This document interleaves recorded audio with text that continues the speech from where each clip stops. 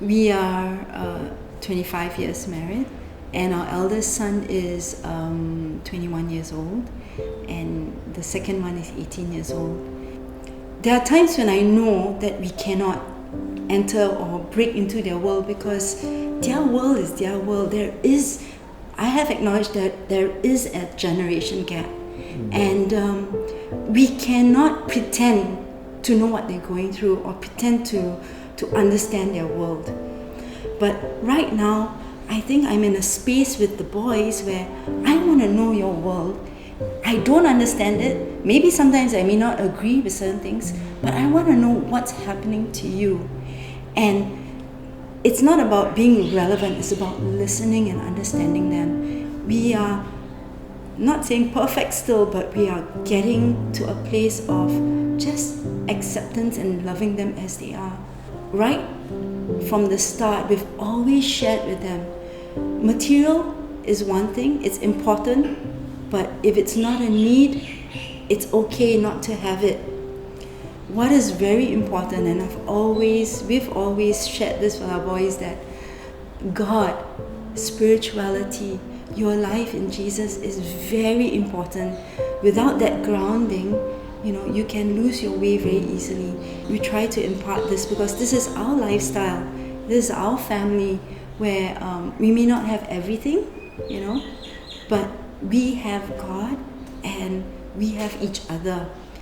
We haven't pushed prayers down them, we must have family prayer every night and that sort of thing. So what we do is, especially now when we see them more often on the weekend, Saturday and Sunday. On Sunday we get together and we take the gospel and we read the gospel, and then we say, okay, now let's share where we are at this moment in our life with this passage.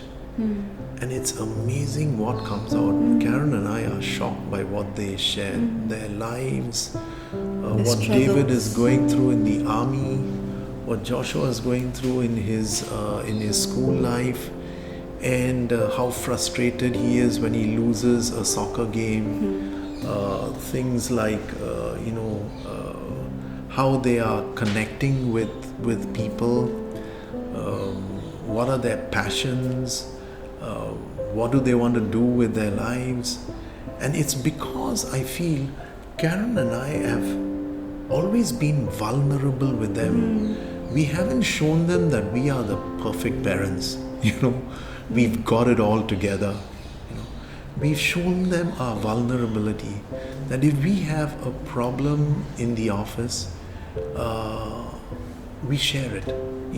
Okay, I have this problem at work and I don't know what to do, but I'm just bringing it to the light so that I can surrender it in the midst of family. And they've picked this up, and I believe what goes on in them is, if mom and dad can be vulnerable, I too can be vulnerable. I too can share my life and live it in the light. And that is what has helped us as a family to enjoy those prayer times, which sometimes we used to just pray the rosary, and that was like really a drudgery for them, But when we started praying prayers with the intention of being vulnerable in our lives, then they look forward to it. Let's come together and share and be real, be real. We show up and we be real. It wasn't like this in the beginning. It was a process. Right? For my eldest boy, he was very reserved initially. Like when we would share, how are you doing in school? Okay, I'm fine. Yeah. It's a one word kind of monosyllable, but like we shared earlier, when we started bringing out our vulnerability, right, to the family, then they started opening up. And it was a process, and it took years And after our different breakthroughs with them, now it's a place of safety that we will not judge them, and we can pray. We want to know your needs so that we can pray as a family and weather whatever storm you are going through together. And that has been God's grace, really.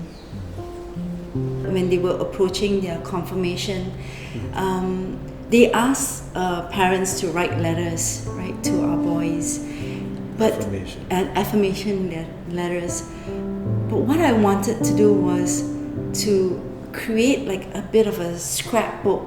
So we did 2 different books, one for David, one for Joshua. And we affirmed them, we blessed them, we told them how proud we are of them and their achievements. So now we still have pages behind those books, you see. So every time when it's their birthday, we would write on a page, affirming them, blessing them, sharing how we've seen them grow in this year, how we see them depend on God.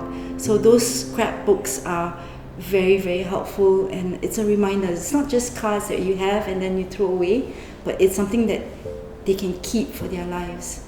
I feel each family has to find their way. They have to look at